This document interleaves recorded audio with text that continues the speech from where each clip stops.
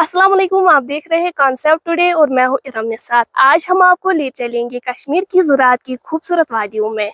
जी हाँ नाजरीन, आपको बता दूं कि कश्मीर न सिर्फ अपनी कुदरती खूबसूरती बल्कि यहाँ पर ज़रखेज़ ज़मीनें और नायाब फसलें भी पाई जाती है। कश्मीर की ज़राअत की अगर मैं बात करूँ तो यहाँ पर चावल, मक्की, अखरोट, सेब, नाशपाती और मुख्तलिफ किस्म की मेवे और सब्जियां भी पाई जाती हैं। मुकामी मुआशरत का अहम हिस्सा है, बल्कि हजारों खानदानों की रोजी रोटी का सबब भी है। हाल में ही कश्मीर के किसानों ने हेज़लनट कल्टीवेशन शुरू की है। इस वक्त हम कुकरनाग के एक दूर दराज इलाके लिहिनवन में मौजूद है।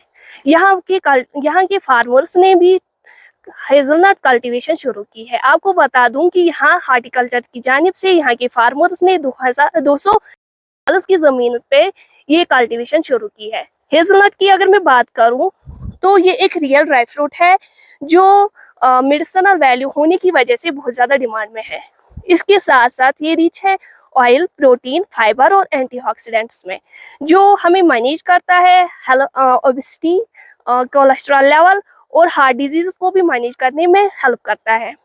देखिए, पहले हम ये जानने की कोशिश करेंगे कि हेज़लनट फार्म कहाँ पे एग्जैक्टली, इसकी लोकेशन क्या है और कभी यहाँ पे इंट्रोड्यूस किया गया है। इसके बारे में ये मैं बताना चाहूँगा कि यहाँ मेन कोकरनाग से तकरीबन 30 किलोमीटर की दूरी पर जो लहनवन एक जगह पे है, वहाँ पे ये Indo Italian project actually introduce किया गया था 1987 में। तो इसमें 16 हेक्टेयर्स ऑफ लैंड तब डिपार्टमेंट ऑफ हॉर्टिकल्चर को दी गई और जिसमें इन्हें उस वक्त वॉलनट, हेज़लनट और दूसरे कुछ नट्स इंट्रोड्यूस कराए गए थे। मकसद यही था कि लोगों को अदर देन जो हमारी ट्रेडिशनल फार्मिंग है, ट्रेडिशनल जो हमारा हॉर्टिकल्चर है, कुछ और मिले ताकि लोगों को उनके फ़ायदा मिले। और अब चूँकि आज के डेट में जो वहाँ पे अब एक्टिविटी हो रही है सेंटर ऑफ एक्सीलेंस के तहत, वहाँ पे एक प्रोजेक्ट 12 करोड़ रुपीज़ का जो प्रोजेक्ट नया आ रहा है, जिसमें वो कुछ और नट्स इंट्रोड्यूस कर रहे हैं।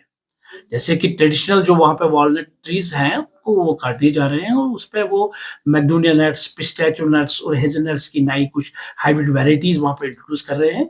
सिर्फ मकसद यही रहेगा कि फार्मर्स को एक अल्टरनेटिव सोर्स ऑफ इनकम दिया जाए और वहाँ उस प्रोजेक्ट में वो कंट्यूर्स बना रहे हैं और वहाँ पे कुछ रिसर्च इंस्टीट्यूट बना रहे हैं, नर्सरीज बना रहे हैं, ताकि वहाँ पे एक तो नॉट ओनली की जो हॉर्टिकल्चर रिलेटेड जो फार्मर्स हैं उनको कुछ ट्रेनिंग्स भी दी जाए और बाकी जो वेराइटीज भी ग्रो की जाएगी वहाँ पे। कितने हेक्टेयर्स में वो फार्म जो है फैली हुई है? देखो 16 हेक्टेयर्स पे फार्म फैला हुआ है, लेकिन अभी जो उसका हाफ ऑफ द एरिया जिसमें वो नई कुछ वेराइटी, जैसे मैंने इनको नट्स की बात की, वो वहाँ पे वो ग्रो कर रहे हैं।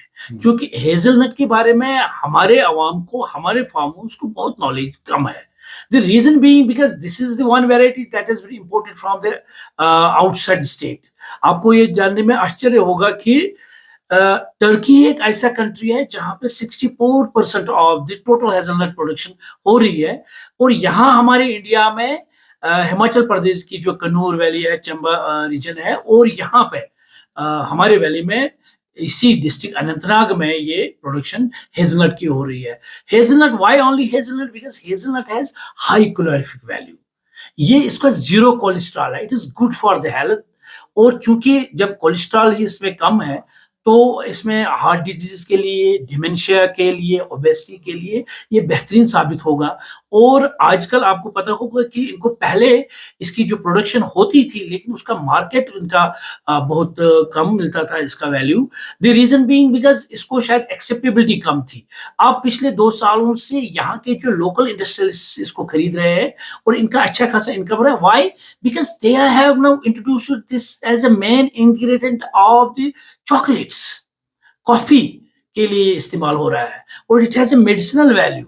तो इसलिए इसकी अब प्रोडक्शन बढ़ रही है और आने वाले दिनों में हम उम्मीद रखेंगे कि जो हमारे दूसरे फार्मर्स हैं उन तक ये नॉलेज है। और जैसे आपको अगर पता होगा कि मथिंदो हमारा एक एरिया है, गुरीद्रमन एरिया, वहाँ पे लोकल फार्मर्स ने भी ये इंट्रोड्यूस किया हुआ है और उम्मीद रखेंगे कि आने वाले दिनों में हम पूरे अनंतनाग में इंट्रोड्यूस करेंगे because we have got the suitable climate. क्योंकि हमारा मोर और लेस टेम्परेट क्लाइमेट है और टेम्परेट क्लाइमेट में ये अच्छी तरह से ग्रो होता है। क्या मिला आपको? हेज़लनट बहुत फायदेमंद है। इसकी 3 वैरायटियाँ हैं, डीला लांगी है, जाफानी है और टुंडा रवाना है। ये बहुत अच्छा पौधा है। ये तो अगर इसकी काश्तकारी की जाए इसमें फ़ायदेमंद है, फ़ायदा क्योंकि इसका बहुत फ़ायदा है, क्योंकि हमने घर में भी लगाया इसको, यहाँ के जो लोकल है वो भी लगाते हैं। खासकर हम ये चाहते हैं कि इसका सब लोग देखें और उसको लगाएं कि इसकी पैदावार ज़्यादा से ज़्यादा हो जाए, क्योंकि इसकी रेट भी ठीक है और मार्केट में इसकी पिछली बार भी बहुत अच्छी रेट आई हमें।